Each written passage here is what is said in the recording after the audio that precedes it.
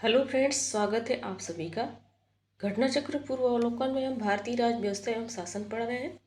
भारत का संविधान। आज का जो चैप्टर है वो है राष्ट्रपति। राष्ट्रपति से रिलेटेड सारे फैक्ट को पढ़ेंगे, उसके बाद क्वेश्चन को सॉल्व करेंगे। तो फ्रेंड्स, यदि आप हमारे चैनल पर नए हैं तो प्लीज़ चैनल को सब्सक्राइब कर लीजिएगा। फ्रेंड्स, आपसे रिक्वेस्ट है, आपसे निवेदन है कि प्लीज़, हमारा चैनल छोटा है, नया है, तो प्लीज़ चैनल को सब्सक्राइब कर लीजिएगा। फ्रेंड्स, आने वाले सभी एग्जाम के लिए मोस्ट इम्पॉर्टेंट है। तो फ्रेंड्स, चलिए राष्ट्रपति से रिलेटेड सारे फैक्ट को पढ़ते हैं, उसके बाद क्वेश्चन को सॉल्व करेंगे। भारत का राष्ट्रपति देश का प्रथम नागरिक होता है। देश का पहला नागरिक कौन होता है? भारत का राष्ट्रपति। अनुच्छेद 52 के अनुसार भारत का एक राष्ट्रपति होगा, आर्टिकल 52 में कहा गया है। और आर्टिकल 53 के तहत संघ की समस्त कार्यपालिका शक्ति राष्ट्रपति में निहित होगी। संघ में जो भी कार्यपालिका शक्ति है वो किसके पास रहेगी? राष्ट्रपति के पास रहेगी। इस शक्ति का प्रयोग वह संविधान के अनुच्छेद स्वयं या अपने अधीनस्थ अधिकारियों द्वारा करेगा। इस शक्ति का प्रयोग राष्ट्रपति कैसे करेगा? संविधान के अनुसार स्वयं करेगा या अपने अधीनस्थ, उनसे छोटे वाले जो अधिकारी हैं उनके सहायता से राष्ट्रपति अपनी शक्ति का प्रयोग करेगा। अनुच्छेद 54 के अनुसार राष्ट्रपति का निर्वाचन एक निर्वाचक मंडल द्वारा होता है। राष्ट्रपति का निर्वाचन किसके द्वारा होता है? निर्वाचक मंडल के द्वारा होता है। ये आर्टिकल 54 में कहा गया है। राष्ट्रपति के निर्वाचक मंडल में संसद के दोनों सदनों, राज्यसभा लोकसभा के निर्वाचित सदस्य और राज्य विधानसभाओं के निर्वाचित सदस्य शामिल होते हैं। तो राष्ट्रपति के निर्वाचक मंडल में कौन कौन से आते हैं? राज्यसभा और लोकसभा के निर्वाचित सदस्य, जो मनोनीत हैं वो नहीं, निर्वाचित सदस्य, और राज्य में जो विधानसभा है, विधानसभा के निर्वाचित सदस्य इसमें भाग लेते हैं। 70वें संविधान संशोधन अधिनियम 1992 द्वारा दिल्ली और पुडुचेरी विधानसभाओं के निर्वाचित सदस्यों को भी निर्वाचक मंडल में शामिल कर लिया गया। 1992 में 70वां संविधान संशोधन हुआ था और इसमें दिल्ली और पुडुचेरी में भी विधानसभा है, उन विधानसभा के निर्वाचित सदस्य को भी राष्ट्रपति के निर्वाचक मंडल में शामिल कर लिया गया है। और ये 1 जून 1995 से प्रभावी हो गया है। दिल्ली और पुडुचेरी विधानसभा के जो निर्वाचित सदस्य हैं वो राष्ट्रपति के निर्वाचक मंडल में शामिल हो गए। ये प्रभावी कब से हुआ? 1 जून 1995 से। संशोधन कब हुआ था? 1992 में 70वां संविधान संशोधन था। राष्ट्रपति के निर्वाचक मंडल में जम्मू और कश्मीर संघ राज्य क्षेत्र की विधानसभा के निर्वाचित सदस्यों को अभी शामिल नहीं किया गया है। तो राष्ट्रपति का जो निर्वाचक मंडल है, तो जम्मू और कश्मीर केंद्र शासित प्रदेश बन चुका है। तो इन जम्मू और कश्मीर जो क्षेत्र है केंद्र शासित प्रदेश से, यहाँ भी विधानसभा है, तो यहाँ के निर्वाचित सदस्यों को अभी शामिल नहीं किया गया है राष्ट्रपति के निर्वाचक मंडल में। हालांकि जम्मू और कश्मीर राज्य के रूप में उसकी विधानसभा के निर्वाचित सदस्य निर्वाचक मंडल में शामिल थे। जम्मू और कश्मीर राज्य के रूप में जब वो राज्य था जम्मू और कश्मीर, तब वहाँ के विधानसभा के निर्वाचित सदस्य राष्ट्रपति के निर्वाचक मंडल में शामिल थे। और अब क्या हो गया है, ये जम्मू कश्मीर जो है केंद्र शासित प्रदेश बन गया है। तो अभी केंद्र शासित प्रदेश होते समय वहाँ के विधानसभा के सदस्यों का शामिल नहीं किया गया है। राष्ट्रपति के चुनाव में मनोनीत सदस्य एवं विधान परिषद के सदस्य भाग नहीं लेते हैं। राष्ट्रपति का जो निर्वाचक मंडल है उसमें मनोनीत सदस्य भाग नहीं लेंगे। और मनोनीत कौन करता है? राष्ट्रपति ही करता है। तो जाहिर सी बात है, यदि राष्ट्रपति जो मनोनीत किया है सदस्य को, राष्ट्रपति का चुनाव होगा तो राष्ट्रपति को वोट देंगे जिन्होंने उनको मनोनीत किया। इसलिए मनोनीत सदस्य का निर्वाचक मंडल में भाग नहीं दिया गया है। और विधान परिषद के भी सदस्य को भाग में नहीं लेते हैं। विधानसभा के सदस्य भाग लेते हैं पर विधान परिषद के नहीं। अनुच्छेद 55(3) के अनुसार, 55 का सब क्लॉज 3 है, इसके अनुसार राष्ट्रपति का चुनाव आनुपातिक प्रतिनिधित्व के अनुसार एकल संक्रमणीय मत और गुप्त मतदान द्वारा होता है। तो तो राष्ट्रपति का चुनाव कैसे होता है? एकल संक्रमणीय मत और गुप्त मतदान प्रणाली से होता है। आर्टिकल 55 के सब क्लास 3 में दिया गया है। राष्ट्रपति चुनाव से संबंधित सभी विवादों की जांच व फैसले उच्चतम न्यायालय में होते हैं। राष्ट्रपति का चुनाव से संबंधित कोई विवाद है या उनसे रिलेटेड कोई अन्य विवाद है तो उसकी जांच या फैसला सुप्रीम कोर्ट करता है और उसका अंतिम फैसला भी सुप्रीम कोर्ट में ही होता है। राष्ट्रपति के चुनाव को इस आधार पर चुनौती नहीं दी जा सकती कि निर्वाचक मंडल अपूर्ण है। राष्ट्रपति को चुनाव के समय इस आधार पर उनको चुनौती नहीं दिया जा सकता है कि आपका निर्वाचक मंडल अपूर्ण है। अनुच्छेद 58 में राष्ट्रपति निर्वाचित होने के लिए अर्हताएं योग्यताएं क्या है ये दिया गया है। आर्टिकल 58 में भारत का नागरिक हो, 35 वर्ष की आयु पूरा कर चुका हो, लोकसभा का सदस्य निर्वाचित होने की योग्यता रखता हो, लोकसभा का सदस्य बनने की योग्यता रखता हो, निर्वाचित होने की। राष्ट्रपति के चुनाव के नामांकन के लिए उम्मीदवार के कम से कम 50 प्रस्तावक और 50 अनुमोदक होने चाहिए। राष्ट्रपति का जब चुनाव होता है तो उसका नामांकन पहले होता है, तो किसी एक उम्मीदवार के लिए जब वो नामांकन करेगा उम्मीदवार तो उसके पास 50 प्रस्तावक और 50 अनुमोदक होने चाहिए। कहने का मतलब 50 लोग तो लिखित रूप से दें कि आप राष्ट्रपति के उम्मीदवार बनिए और 50 लोग सहमति दें, तो ये 50 प्रस्तावक और 50 अनुमोदक होते हैं। तो फ्रेंड्स चलिए यहाँ पर देख लेते हैं पहले कि राष्ट्रपति के जितने भी आर्टिकल हैं उसको याद करने का। आर्टिकल 52 से लेकर के 61 तक ये राष्ट्रपति का मोस्ट इम्पॉर्टेंट आर्टिकल है।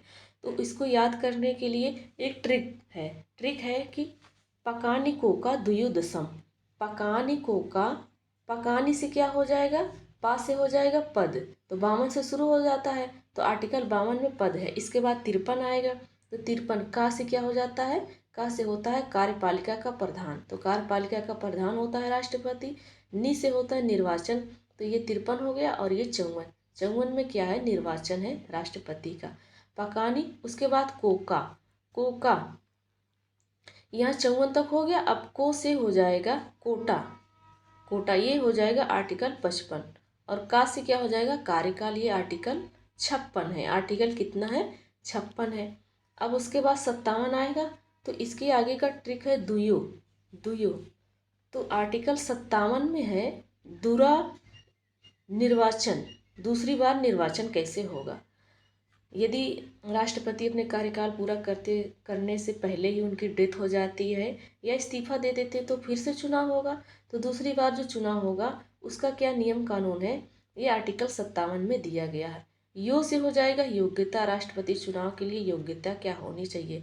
उसके बाद है दसम में दा से हो जाएगा दशा, उसकी दशा क्या नहीं होना चाहिए, पागल दिवालिया ना हो, ऐसा दिया गया है। ये आर्टिकल 59 हो जाएगा। और 60, इसके बाद 60 आएगा। 60 में लिखा गया है शपथ, सा से शपथ, और माँ से हो जाएगा महाभियोग, राष्ट्रपति को महाभियोग द्वारा हटाया जाता है, ये आर्टिकल 61 में हो जाता है।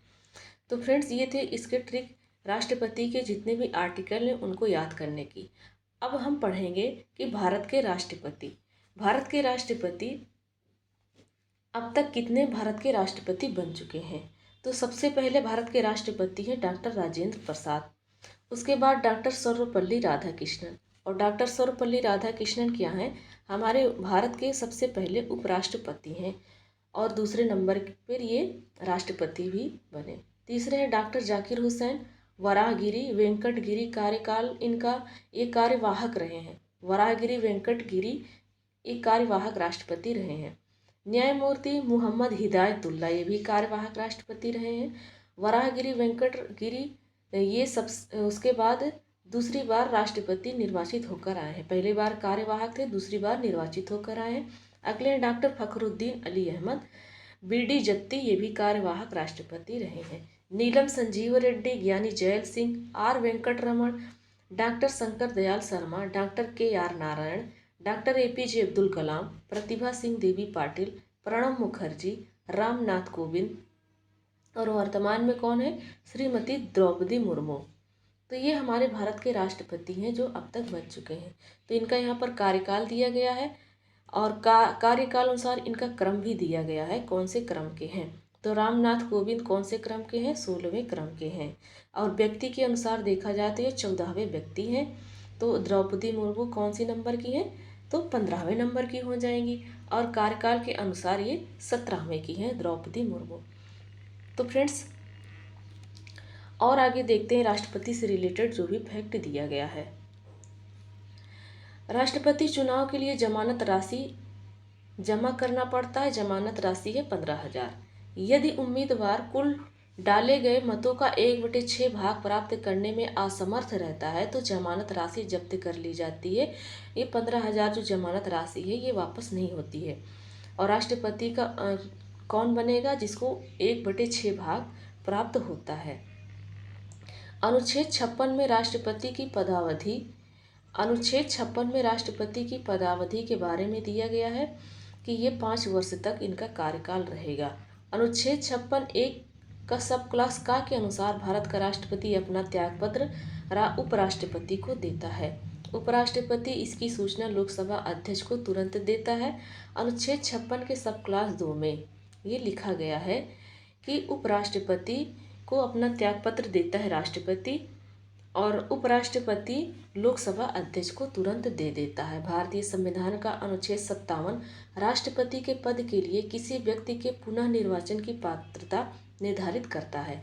आर्टिकल 57 में लिखा गया है कि फिर से उनका निर्वाचन होना है, पुनः निर्वाचन होना है, तो इसकी पात्रता निर्धारित करता है आर्टिकल 57। 42वां संविधान संशोधन 1976 में हुआ था। इसके तहत राष्ट्रपति निर्वाचन में जनसंख्या से तात्पर्य वर्ष 1971 की जनगणना द्वारा निर्धारित जनसंख्या से है। 1971 में जो जनगणना हुई थी उस जनगणना के अकॉर्डिंग जो भी जनसंख्या उस समय प्राप्त थी उसी जनसंख्या के अकॉर्डिंग यहाँ पर राष्ट्रपति का चुनाव होता है। 84वीं संविधान संशोधन अधिनियम 2001 द्वारा इसे वर्ष 2026 के पश्चात की पहली जनगणना के सुसंगत आंकड़े प्रकाशित होने तक के लिए निर्धारित किया गया है कि जो 1971 की जनगणना है, 1971 की जनगणना के अकॉर्डिंग राष्ट्रपति का चुनाव 2026 तक होगा, जो 2026 तक होगा 2026 तक होगा। 1971 की जनगणना 2026 तक ही मान्य रहेगी। ये 84वें संविधान संशोधन 2001 में हुआ है। इसमें कहा गया है कि 1971 की जनगणना 2026 तक मान्य रहेगी। कौन से संविधान संशोधन है? 84वां संविधान संशोधन है और ये 2001 में संशोधन किया गया था। और 42वां संविधान संशोधन कब हुआ था? 1976 में। 1976 में इसमें क्या कहा गया था कि इसमें कहा गया था कि जो 1971 की जनगणना है इसके अकॉर्डिंग राष्ट्रपति का निर्वाचन होगा। अनुच्छेद 59 के सब क्लास 1 के अनुसार यदि संसद के किसी सदन का या किसी राज्य के विधानमंडल के किसी सदन का कोई सदस्य राष्ट्रपति निर्वाचित हो जाता है तो यह समझा जाएगा कि उसने उस सदन में अपना स्थान राष्ट्रपति के रूप में पद ग्रहण की तारीख से रिक्त कर दिया है। तो आर्टिकल 59 का सब क्लास 1 के अनुसार क्या कहा जा रहा है कि संसद के किसी सदन का या किसी राज्य के विधानमंडल के किसी सदन का कोई सदस्य राष्ट्रपति निर्वाचित हो जाता है तो ये मोस्ट इम्पॉर्टेंट पॉइंट है।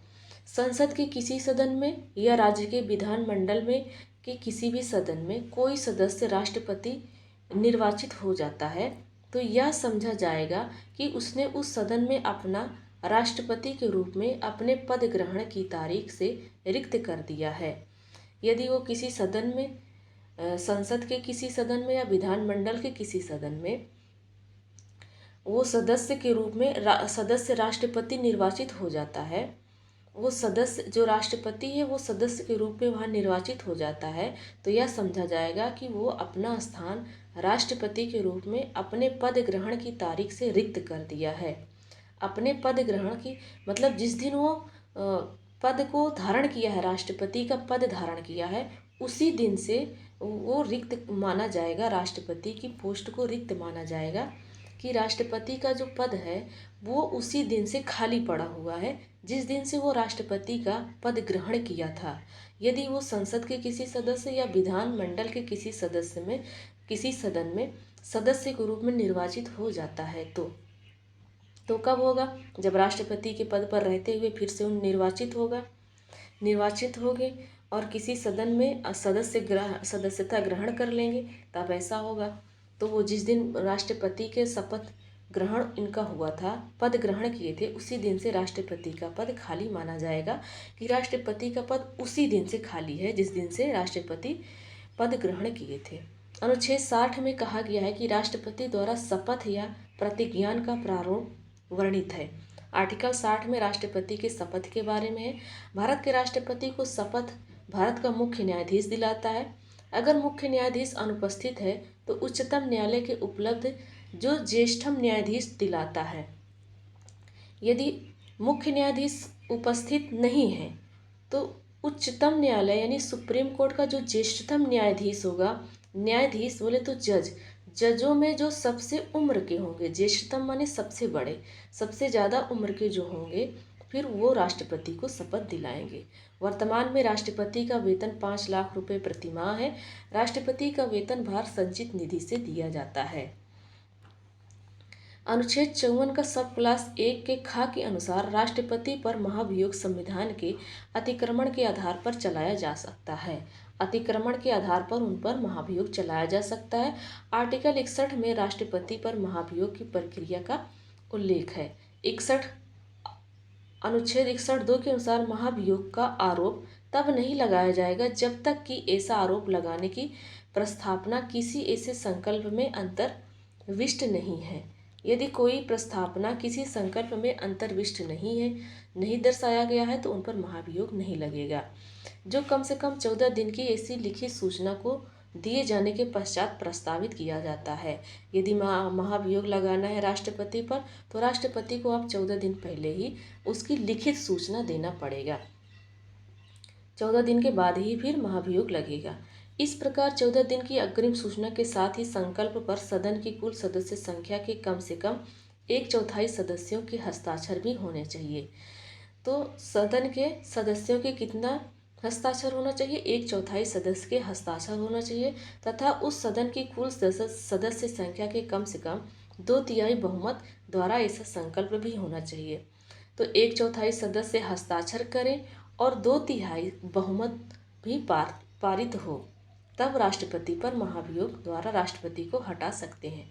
आर्टिकल 62 के सब क्लास 2 के अनुसार यदि राष्ट्रपति पद की रिक्ति राष्ट्रपति की मृत्यु हो जाए या त्यागपत्र दे दे या पद से हटाए जाने के कारण हुई हो उनका पद खाली, तो पद रिक्त को भरने के लिए निर्वाचित रिक्ति होने की तारीख के पश्चात यथाशीघ्र और प्रत्येक दशा में 6 माह के बीतने से पहले ही राष्ट्रपति का चुनाव कराया जाएगा। यदि मृत्यु, त्यागपत्र अथवा हटाए जाने की स्थिति में राष्ट्रपति का पद रिक्त हो तो पद का कार्यभार उपराष्ट्रपति संभालेगा।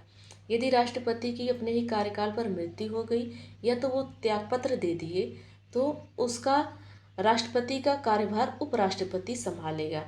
यदि महाभियोग द्वारा हटाया गया है तो 6 महीने के अंदर उसका चुनाव होगा।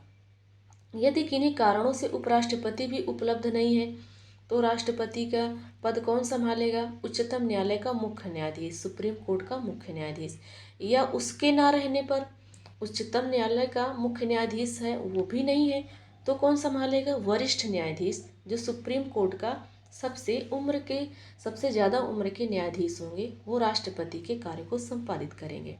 अनुच्छेद 77 के अकॉर्डिंग भारत सरकार के समस्त कार्यपालिका कृत्य राष्ट्रपति के नाम से की जाएगी। भारत सरकार का जो भी कार्य होगा वो राष्ट्रपति के नाम से कार्य किया जाएगा। कार्यपालिका से कोई भी काम होता है तो अनुच्छेद 78 में राष्ट्रपति को जानकारी देने के लिए आर्टिकल 78 में कहा गया है कि राष्ट्रपति को जानकारी देने के लिए या आदि किसी भी संबंध में जानकारी राष्ट्रपति चाहता है तो उसका कर्तव्य है किसका? प्रधानमंत्री का। प्रधानमंत्री का कर्तव्य है कि राष्ट्रपति को सभी जानकारी दे, वर्णित करे। आर्टिकल 86 में संसद के सदनों में अभिभाषण का और उनको संदेश भेजने का राष्ट्रपति का अधिकार वर्णित है। आर्टिकल 86 में कहा गया है कि संसद के सदनों में अभिभाषण जो हो रहा है उसका और जो भी संदेश है उसको भेजने का राष्ट्रपति का अधिकार वर्णित है। अधिकार राष्ट्रपति के पास है, आप राष्ट्रपति के पास भेजिए। अनुच्छेद 87 का सब क्लॉज 1 के अनुसार राष्ट्रपति लोकसभा के लिए प्रत्येक आम चुनाव के बाद प्रथम सत्र के आरंभ में तथा प्रत्येक वर्ष के प्रथम सत्र के आरंभ में एक साथ समवेत संसद के दोनों सदनों में अभिभाषण करता है।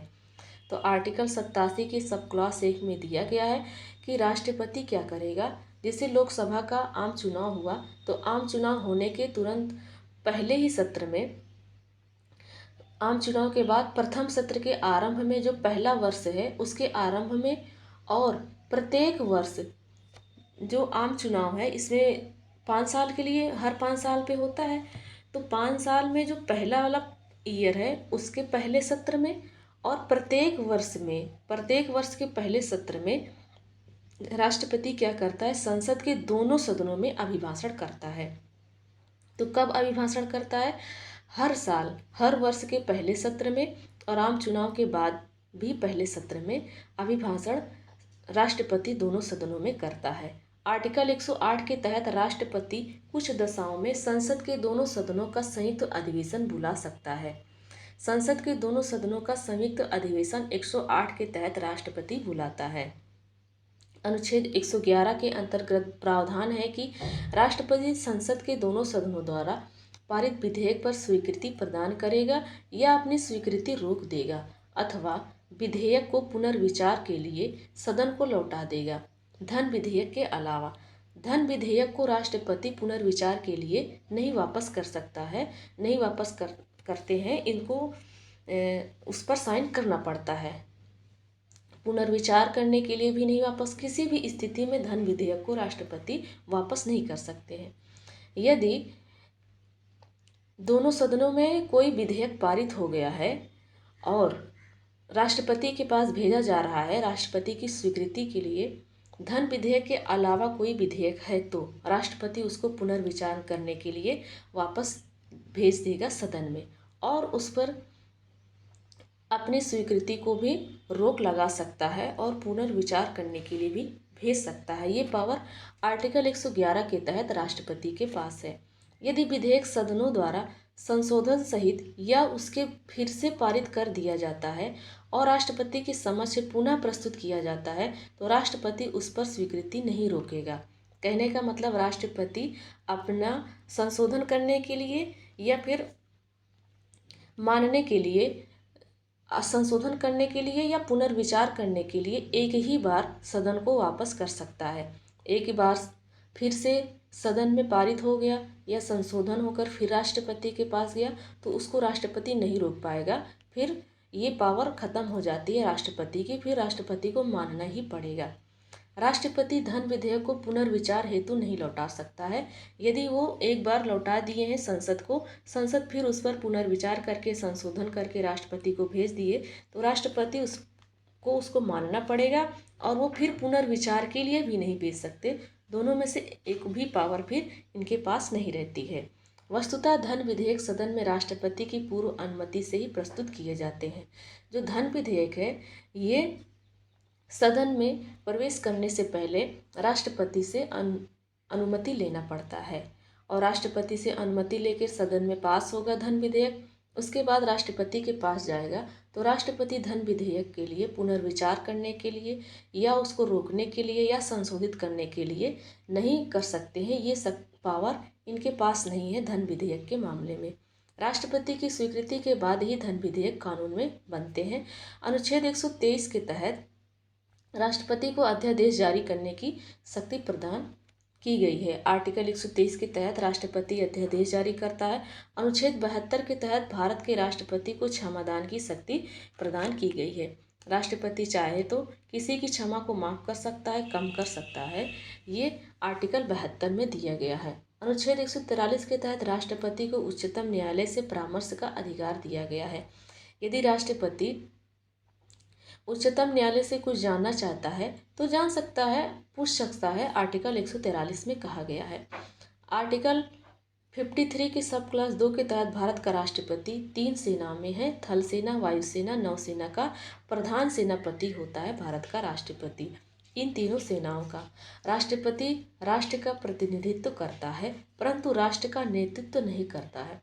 तो राष्ट्रपति का प्रतिनिधित्व कौन करता है? राष्ट्रपति। और राष्ट्रपति का राष्ट्र का नेतृत्व कौन करता है? ये राष्ट्रपति नहीं करता है। किसी भौगोलिक क्षेत्र को अनुसूचित क्षेत्र घोषित करने का संवैधानिक अधिकार राष्ट्रपति के पास है।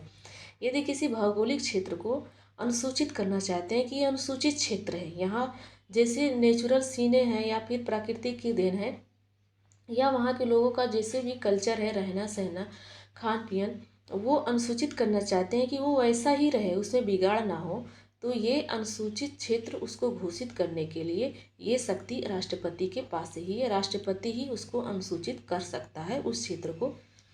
अगला पॉइंट है, तो फ्रेंड्स यहाँ पर हमारा थ्योरी सेक्शन कंप्लीट होता है। अब चलिए क्वेश्चन को सॉल्व करते हैं जो क्वेश्चन पूछे गए हैं।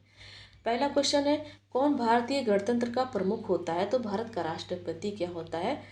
भारतीय गणतंत्र का प्रमुख होता है। भारत एक गणराज्य है। इसका तात्पर्य है कि भारत का राष्ट्रीय अध्यक्ष निर्वाचित होगा, ना कि वंशानुगत। अतः भारतीय गणतंत्र का प्रमुख या राष्ट्रीय अध्यक्ष कौन होता है? राष्ट्रपति, जिसका चुनाव अप्रत्यक्ष निर्वाचन प्रणाली द्वारा किया गया है। अगला क्वेश्चन है, निम्न कथनों पर विचार कीजिए। भारत का राष्ट्रपति ब्रिटिश राजा से भिन्न है। भारत के राष्ट्रपति का पद अमेरिका के राष्ट्रपति से मिलता है। तो भारत का जो राष्ट्रपति पद है ये अमेरिका के राष्ट्रपति से नहीं मिलता है, भारत का उपराष्ट्रपति का अमेरिका से के पद से मिलता है। तो इसका आंसर क्या हो जाएगा? इसका आंसर हो जाएगा कि जो दूसरा वाला था वो गलत है। अमेरिका के राष्ट्रपति से भारत का राष्ट्रपति के नहीं है, तो ये हो जाएगा ए सही है, आर गलत है। भारत का राष्ट्रपति निर्वाचित होता है और ब्रिटेन के राजा वंशानुगत, अतः दोनों भिन्न है। ब्रिटेन में क्या होता है? वंशानुगत होता है, और भारत में क्या होते हैं? निर्वाचित होते हैं। तो पहला वाला ऑप्शन सही है। लेकिन भारत का राष्ट्रपति नाम मात्र का प्रमुख होता है, जबकि अमेरिका राष्ट्रपति वास्तविक प्रमुख होता है। अमेरिका का राष्ट्रपति वास्तविक प्रमुख होता है। जैसे अपने भारत में प्रधानमंत्री का पूरा काम है, उसी तरीके से अमेरिका में राष्ट्रपति का पूरा काम है, पर अपने भारत में राष्ट्रपति नाम मात्र के होते हैं, इसलिए आर ऑप्शन जो कि गलत है। अगला क्वेश्चन है, यहाँ पर बताना है कि कौन सा सही है। दो ऑप्शन दिया गया है। पहला, संघीय कार्यपालिका का मुखिया भारत का राष्ट्रपति होता है। तो हम लोग बार बार पढ़ रहे हैं कि संघ की कार्यपालिका का मुखिया या प्रधान राष्ट्रपति होता है, पहला सही है। दूसरा है, राष्ट्रपति की शक्तियों की कोई सीमा नहीं है, ऐसा नहीं है, गलत है। राष्ट्रपतियों को भी लिमिट या सीमा में रखा गया है। तो आर गलत है, ए सही है, आर गलत है, तो इसका सी ऑप्शन राइट हो जाएगा। नेक्स्ट क्वेश्चन है, भारत के राष्ट्रपति अपनी शक्तियों का प्रयोग करते हैं। भारत के राष्ट्रपति अपने शक्तियों का प्रयोग सीधे करते हैं। अपनी शक्तियां या तो सीधे वो प्रयोग करते हैं या उनसे जो अधीनस्थ अधिकारी हैं उनके माध्यम से अपनी शक्तियों का प्रयोग करते हैं। तो पहला इसका ऑप्शन सही हो जाएगा। ये आर्टिकल 52 में कहा गया कि भारत का एक राष्ट्रपति होगा जिसमें संघ की कार्यपालिका निहित होगी, और इसका प्रयोग इस संविधान के अनुसार वो स्वयं करेगा या अधीनस्थ अधिकारियों द्वारा करेगा। ये आर्टिकल 53 के सब क्लास 1 में लिखा गया है। अगला क्वेश्चन है, भारत का कार्यपालिका अध्यक्ष कौन है? तो भारत का कार्यपालिका अध्यक्ष या प्रधान या मुखिया कौन होता है? राष्ट्रपति होता है। तो ये आर्टिकल 53 में कहा गया है कि कार्यपालिका का प्रधान राष्ट्रपति होता है। संविधान के निम्नलिखित अनुच्छेदों में से किस एक के अंतर्गत संघ की कार्यपालिका शक्ति राष्ट्रपति में निहित होती है? तो यह आर्टिकल 53 में कहा गया है, वही क्वेश्चन है। भारतीय संविधान में समस्त कार्यपालिका शक्ति राष्ट्रपति में होती है। भारतीय संविधान में केंद्रीय सरकार की अधिशासी शक्तियों को किसमें निहित किया गया है? तो भारत के राष्ट्रपति। अगला क्वेश्चन है, संघ की कार्यपालिका शक्ति भारत के राष्ट्रपति में निहित होती है, सही है। कार्यपालिका शक्ति सरकार का व्यवसाय चलाने से संबंधित है क्या? गलत है। तो ए सही है, आर गलत है। इसका आंसर हो जाएगा, एक सेकेंड, इसका आंसर क्या हो जाएगा? इसका आंसर हो जाएगा ए सही है और आर जो है सही है।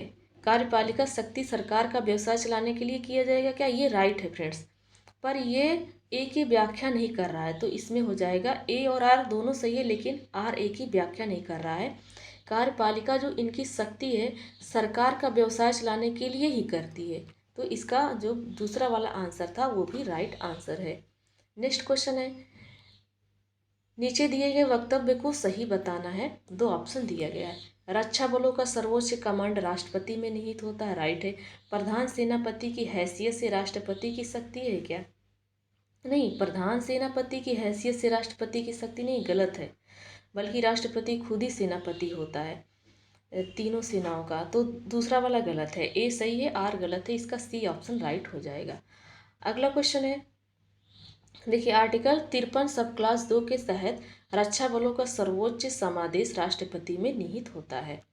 नेक्स्ट क्वेश्चन है, वह राष्ट्र का प्रतिनिधित्व करता है परंतु राष्ट्र का नेतृत्व नहीं करता है। यह उक्ति किस पर लागू होती है? तो राष्ट्रपति पर लागू होती है। राष्ट्रपति राष्ट्र का प्रतिनिधित्व तो करता है परंतु नेतृत्व नहीं करता है।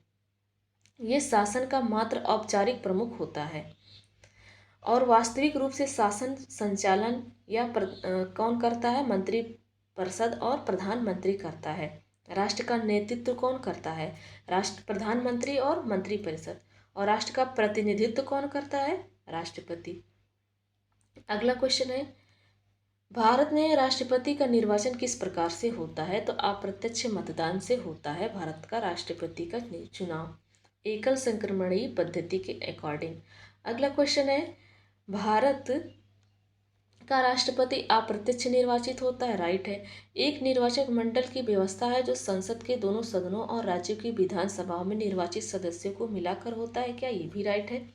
तो ए और आर दोनों सही है और आर ए की सही व्याख्या भी करता है, तो इसका सी ऑप्शन राइट हो जाएगा। भारत में राष्ट्रपति का चुनाव किया जाता है कैसे? एकल संक्रमणीय प्रणाली से भी होता है, आनुपातिक मत प्रणाली से भी होता है और प्रत्यक्ष नहीं होकर के अप्रत्यक्ष होता है, तो इसका राइट आंसर हो जाएगा बी और सी दोनों सही है। अगला क्वेश्चन है, राष्ट्रपति के निर्वाचन मंडल के सदस्य होते हैं। राष्ट्रपति के निर्वाचक मंडल में कौन कौन से सदस्य होते हैं? संसद के दोनों सदन के निर्वाचित सदस्य होते हैं। राज्य विधान मंडल के दोनों सदनों के निर्वाचित सदस्य नहीं होते हैं, दूसरा गलत है। राज्य विधान मंडल के विधानसभा के निर्वाचित सदस्य होते हैं, दोनों सदन के नहीं होते हैं। तीसरा है, सभी राज्यों की विधानसभाओं के, हाँ तीसरा वाला सही है, दिल्ली और पुडुचेरी की विधानसभा भी हो, तो इसमें दूसरा वाला गलत है, बाकी 1, 3, 4 सही है, तो इसका डी ऑप्शन राइट आंसर हो जाएगा। अगला क्वेश्चन है, भारतीय संविधान के 17वें संविधान संशोधन द्वारा भारत के राष्ट्रपति के चुनाव में जिन दो केंद्र शासित प्रदेशों को भाग लेने का अधिकार दिया गया है वो दिल्ली और पुडुचेरी। 17वां संविधान संशोधन के तहत दिल्ली और पुडुचेरी को शामिल किया गया था राष्ट्रपति के निर्वाचन प्रणाली में। ये 17वां संविधान संशोधन कब हुआ था? 1992 में हुआ था। अगला है, कौन भारत के राष्ट्रपति के निर्वाचन हेतु निर्वाचक गण में सम्मिलित नहीं है? तो लोकसभा के निर्वाचित सदस्य हैं, राज्यसभा के निर्वाचित सदस्य हैं, राज्यसभा की विधानसभा के निर्वाचित सदस्य हैं, राज्यसभा के विधान परिषद नहीं है, तो इसका डी ऑप्शन गलत हो जाएगा। अगला क्वेश्चन है, कौन से राष्ट्रपति के निर्वाचन हेतु निर्वाचक गण के सदस्य हैं? संसद के दोनों सदन के सभी सदस्य हैं, संसद के दोनों सदन के निर्वाचित सदस्य हैं, सभी सदन दे दिया तो गलत है। राज्य विधानसभाओं के सभी निर्वाचित सदस्य, तो दूसरा सही है। संघ राज्य क्षेत्र की विधानसभाओं के सभी निर्वाचित क्षेत्र, तो संघ राज्य क्षेत्र जो केंद्र शासित प्रदेश है उसमें दिल्ली और पुडुचेरी ही है, सभी केंद्र शासित प्रदेश नहीं है। सभी राज्यपाल तथा उपराज्यपाल, तो ये गलत हो जाएगा, तो इसका आंसर क्या हो जाएगा? इसका आंसर इसमें हो जाएगा ओनली 2 सही है, तो इसमें ओनली 2 किसी ऑप्शन में नहीं है। चलिए अगला क्वेश्चन देखते हैं। नेक्स्ट क्वेश्चन है, भारत के राष्ट्रपति के चुनाव मंडल में कौन कौन सम्मिलित होते हैं? तो कौन कौन सम्मिलित होते हैं? राज्यसभा के सभी निर्वाचित सदस्य, तो राज्यसभा के सभी निर्वाचित सदस्य होते हैं, लोकसभा के, राज्य विधानसभा के, संसद के दोनों सदनों के सभी निर्वाचित सदस्य एवं विधानसभाओं के सभी निर्वाचित सदस्य। तो इसमें चारों ऑप्शन सही है, कहने का मतलब इनमें से एक से अधिक ऑप्शन जो है राइट आंसर है। तो इसमें क्या हो जाएगा? इसका संसद के डी ऑप्शन इसका राइट हो जाएगा। देखिए ये भी तीनों भी सही है, ये तीनों सही है, लेकिन जो डी ऑप्शन है, डी ऑप्शन इन तीनों को मिलाकर के एक ही ऑप्शन में दे दिया गया है, इसलिए डी ऑप्शन को सही माना गया है।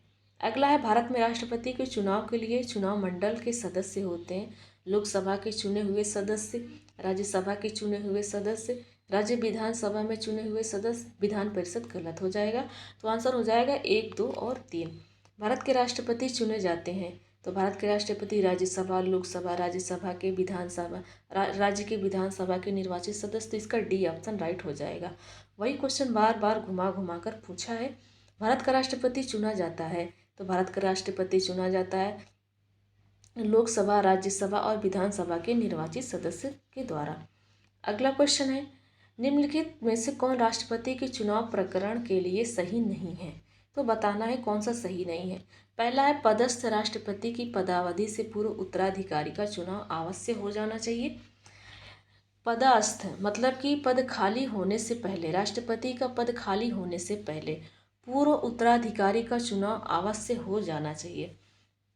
जो राष्ट्रपति का चुनाव है, राष्ट्रपति का पद खाली होने से पहले चुनाव हो जाना चाहिए, ये बात सही है। दूसरा है, राष्ट्रपति अपना पदभार ग्रहण करने की तिथि से 5 वर्ष तक पद पर रहता है, ये भी सही है। राष्ट्रपति का उत्तराधिकारी आने तक कार्यकाल की समाप्ति पर भी वह पद पर बना रहेगा, हाँ ये भी सही है। जब तक अगला उत्तराधिकारी आ नहीं जाता है वो अपने कार्यकाल पर बना रहेगा, अपने कार्यकाल की समाप्ति पर भी वह पद पर बना रहेगा। यदि उसका कार्यकाल 5 वर्ष पूरा हो गया है और अभी दूसरा राष्ट्रपति आया नहीं है निर्वाचित होकर के, तो तब तक वो बना रहेगा। जब आएगा राष्ट्रपति निर्वाचित होकर तभी वो सीट खाली करेंगे, भले ही उनका 5 वर्ष कार्यकाल क्यों ना हो गया हो। अगला है, निर्वाचक मंडल के अपूर्ण होने के आधार पर राष्ट्रपति का चुनाव स्थगित किया जा सकता है? नहीं, निर्वाचक मंडल के अपूर्ण होने के आधार पर राष्ट्रपति का चुनाव स्थगित नहीं किया जाएगा, रोका नहीं जाएगा, आगे नहीं बढ़ाया जाएगा। तो ये डी वाला ऑप्शन सही नहीं है, इसका राइट आंसर डी ऑप्शन हो जाएगा। अगला क्वेश्चन दिया गया है, देखिए यहाँ पर व्याख्या में लिखा गया है कि आर्टिकल 54 के तहत राष्ट्रपति का चुनाव एक निर्वाचक मंडल सदस्यों द्वारा किया जाता है। और आर्टिकल 56 में दिया गया है कि राष्ट्रपति अपने पद पर ग्रहण की तारीख से 5 वर्ष की अवधि तक जो है इसका कार्यकाल रहता है। राष्ट्रपति के निर्वाचन के मामले में सुप्रीम कोर्ट के निर्णय दिया कि राष्ट्रपति पद के लिए निर्वाचन को इस आधार पर ना तो स्थगित किया जा सकता है और ना ही अवैध ठहराया जा सकता है यदि निर्वाचक मंडल अपूर्ण है। तो निर्वाचक मंडल अपूर्ण है तो ये निर्वाचन आयोग की जिम्मेदारी है। राष्ट्रपति पद के लिए निर्वाचन हो गया है तो उसको ना तो रोका जाएगा और न ही अवैध ठहराया जाएगा। सुप्रीम कोर्ट ने ये निर्णय दिया है कि किसी राज्य विधानसभा को भंग कर दिए जाने के कारण निर्वाचक नामावली अधूरी थी, ये भी नहीं कहा जा सकता है। अगला क्वेश्चन है, राष्ट्रपति के उम्मीदवार के प्रस्ताव का अनुसमर्थन किया जाना चाहिए कम से कम। राष्ट्रपति एवं उपराष्ट्रपति निर्वाचन अधिनियम के तहत भारत के राष्ट्रपति पद के उम्मीदवार के लिए कम से कम 50 निर्वाचकों का प्रस्तावक होना आवश्यक है। कम से कम 50 निर्वाचकों द्वारा इस प्रस्ताव का अनुसमर्थन किया जाना चाहिए। 1997 से पूर्व प्रस्तावकों एवं अनुमोदकों की संख्या कितनी हो गई थी? की संख्या 10 थी। कितनी थी? 10 थी। तो इसका राइट आंसर क्या हो जाएगा? इसका राइट आंसर हो जाएगा कि यहाँ पर देखो 10, 20, 15, 5 लिखा है, तो इससे 10 तो इसका आंसर हो जाएगा। 1997 से पूर्व प्रस्तावक जो थे 1997 में 10 थे, लेकिन यहाँ पर अब कितना हो गए हैं? 50 हो गए हैं। तो देखिए ऑप्शन में 50 नहीं है, तो इसलिए इसका आंसर नहीं दिया गया है। तो 50 इसका आंसर इस समय वर्तमान में है। अगला क्वेश्चन है, निम्न कथनों पर विचार कीजिए। भारत में राष्ट्रपति चुनाव के निर्वाचक मंडल में कौन कौन होते हैं ये बताना है। विधानसभा के निर्वाचित सदस्य के मत का मूल्य बराबर राज्य की जनसंख्या अपान राज्य की विधानसभा में निर्वाचित सदस्यों की संख्या इंटू 100 की जनसंख्या। पहला वाला गलत है। दूसरा क्या कह रहा है? एक निर्वाचित संसद सदस्य के मत का मूल्य निकाला जाता है उसके बराबर सभी निर्वाचित विधानसभा सदस्यों के मत का कुल मान अपान निर्वाचित सदस्य संसद सदस्य की कुल जनसंख्या। तो दूसरा इसका राइट आंसर है, दूसरा इसका राइट आंसर हो जाएगा। केवल 2 इसमें राइट आंसर है।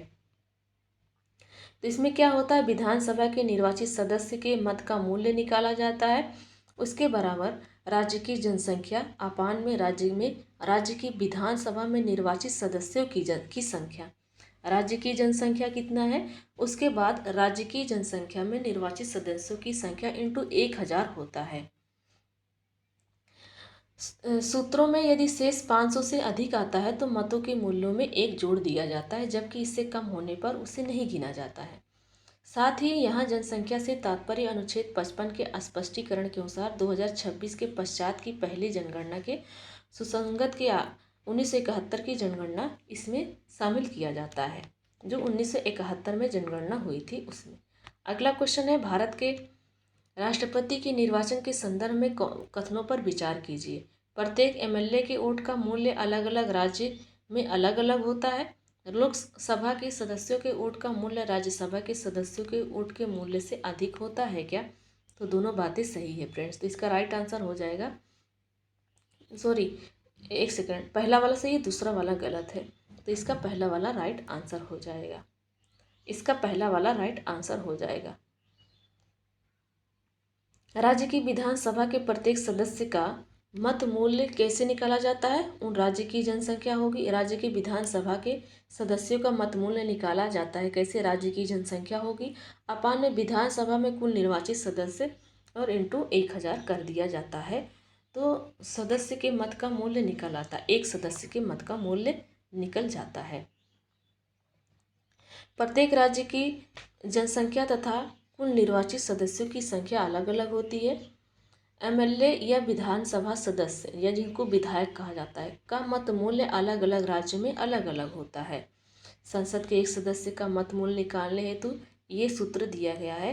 यदि संसद के एक सदस्य के मत का मूल्य निकालना है तो सभी राज्य विधानसभा के निर्वाचित सदस्य का मत का मूल्य का योग अपान में संसद के दोनों सदनों राज्यसभा प्लस लोकसभा के निर्वाचित सदस्यों की संख्या। इससे निकलता एक सदस्य संसद के एक सदन के एक सदस्य का मत का मूल्य। अगला है, राष्ट्रपति के निर्वाचन में राज्य का मुख्यमंत्री मतदान करने के लिए पात्र नहीं होता है यदि वह राज्य विधानमंडल में उच्च सदन का सदन है, विधान परिषद का सदन का सदस्य है मुख्यमंत्री, तो राष्ट्रपति के निर्वाचन में भाग नहीं लेगा। ये सी ऑप्शन इसका राइट आंसर हो जाएगा। अगला क्वेश्चन है, भारत के राष्ट्रपति के चुनाव में राज्य की विधानसभा के प्रत्येक निर्वाचित सदस्य के वोटों की संख्या उस राज्य की जनसंख्या की विधानसभा की कुल निर्वाचित सदस्य संख्या द्वारा विभाजित कर प्राप्त भागफल की 1000 के गुणकों से बराबर होती है। वर्तमान स्थिति 1997 में जनसंख्या से तात्पर्य किस वर्ष से जनगणना द्वारा या अभिनिश्चित जनसंख्या से है? तो जनसंख्या किस वर्ष की मानी जाती है राष्ट्रपति के चुनाव में? 1971 में जो जनगणना हुई थी उससे। तो इसका राइट आंसर सी ऑप्शन हो जाएगा। तो 42वें संविधान संशोधन 1976 में कहा गया था कि 1971 की जनगणना की जनसंख्या मानी जाएगी, और 84वें संविधान संशोधन जो 2001 में हुआ था, ये कहा गया था कि 2026 तक ये लागू रहेगी। अगला है, राष्ट्रपति के उम्मीदवार के लिए क्या आवश्यक नहीं है? 35 वर्ष आयु आवश्यक है, पढ़ा लिखा हो ये आवश्यक नहीं है, संसद के चुने जाने योग्यता रखता हो और देश का नागरिक हो। तो पढ़ा लिखा हो ये आवश्यक नहीं है, इसका बी ऑप्शन राइट आंसर है। भारतीय राष्ट्रपति के विषय में कथनों पर विचार कीजिए। तो चलिए विचार करते हैं। उससे भारत का जन्म से नागरिक होना चाहिए? नहीं, जन्म से नागरिक नहीं। उसे 35 वर्ष की उम्र पूरी कर लेनी होनी है, तो ये दूसरा वाला सही है। उसे संसद का सदस्य निर्वाचित होने की योग्यता रखनी चाहिए। संसद के सदस्य निर्वाचित होने की योग्यता नहीं, वो निर्वाचित होने योग्य हो, तो ये दूसरा वाला ऑप्शन इसका राइट हो जाएगा। दूसरा ही केवल सही है, पहला और तीसरा गलत है, पहला और तीसरा गलत है। राष्ट्रपति को भारत का नागरिक होना चाहिए, 35 वर्ष की आयु पूरी, लोकसभा सदस्य निर्वाचित होने की योग्यता रखता हो। और यहाँ पर क्या कहा गया है? यहाँ पर कहा गया है कि वो संसद के सदस्य नहीं, सीधी सी बात कही गई है कि वो लोकसभा सदस्य निर्वाचित होने की योग्यता रखता हो।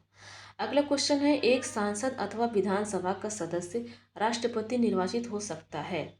एक सांसद अथवा विधानसभा का सदस्य राष्ट्रपति निर्वाचित हो सकता है, परंतु निर्वाचित होने के तुरंत उपरांत अपनी सदस्यता उसको छोड़नी पड़ेगी।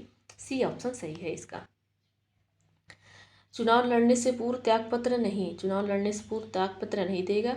अपने निर्वाचन से 6 माह के अंदर अपनी सदस्यता नहीं, ये भी नहीं होगा। निर्वाचित हो गया तो उसके तुरंत बाद अपनी सदस्यता छोड़नी पड़ेगी, ये प्रावधान है।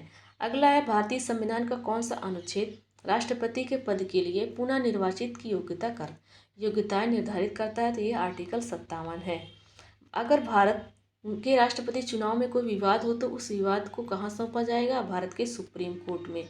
सुप्रीम कोर्ट में वो उसका समझौता होगा, अंतिम निर्णय सुप्रीम कोर्ट ही लेगा। ये 71(1) में लिखा गया है कि भारत के सर्वोच्च न्यायालय को राष्ट्रपति या उपराष्ट्रपति से रिलेटेड कोई भी विवाद है तो वो सुप्रीम कोर्ट के पास जाएगा। राष्ट्रपति 5 वर्ष तक अपने पद पर रहता है, अपने पद ग्रहण के दिन से लेकर के। अगला है भारत के राष्ट्रपति अपना त्यागपत्र किसको देते हैं? तो उपराष्ट्रपति को देते हैं। ये आर्टिकल 56 में लिखा गया है। भारत का राष्ट्रपति अपना त्यागपत्र उपराष्ट्रपति को देता है।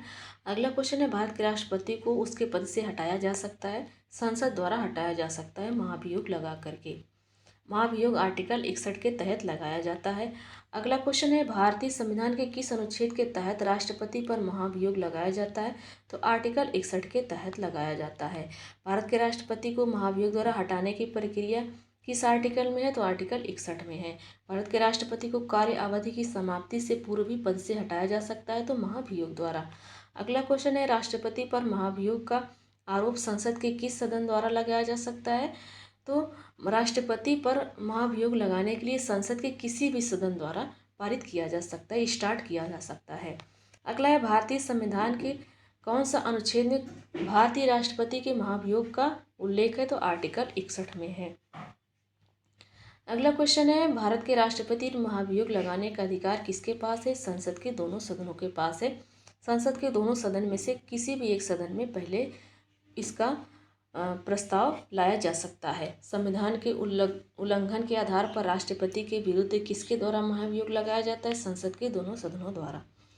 लेकिन राष्ट्रपति पर को हटाने से पहले, महाभियोग लगाने से 14 दिन पहले राष्ट्रपति को बताया जाता है। अगला है भारत के राष्ट्रपति पर महाभियोग चलाने के लिए कम से कम कितने दिन पूर्व सूचना देनी चाहिए? 14 दिन पूर्व। अगला है कौन सा भारत का राष्ट्रपति के निर्वाचक गण का तो भाग है, परंतु उस पर महाभियोग अधिकरण का भाग नहीं होता है।